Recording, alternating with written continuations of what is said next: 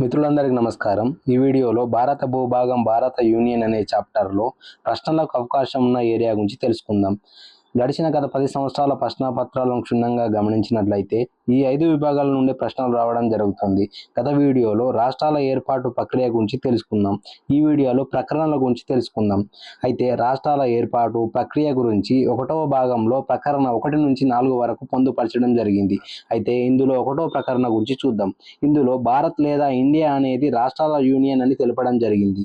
2వ ప్రకరణ పార్లమెంట్ ఒక చట్టం ద్వారా కొత్త రాష్ట్రాలను చేర్చుకోవచ్చు లేదా ఏర్పాటు చేయవచ్చు. ఈ అధికారం భారత భూభాగంలో లేని అంశాలకు వర్తిస్తుంది.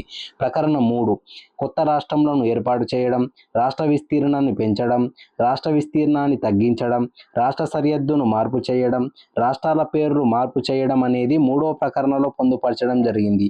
అయితే ప్రకరణ 2కు మరియు ప్రకరణ 3కు మధ్య స్వల్ప తేడా గలదు. అయితే ప్రకరణ 2 అనేది భారత యూనియన్లో లేని భూభాగాలకు వర్తిస్తుంది. ప్రకరణ 3 అనేది భారత భూభాగంలో ఉన్న ప్రాంతాలకు వర్తిస్తుంది.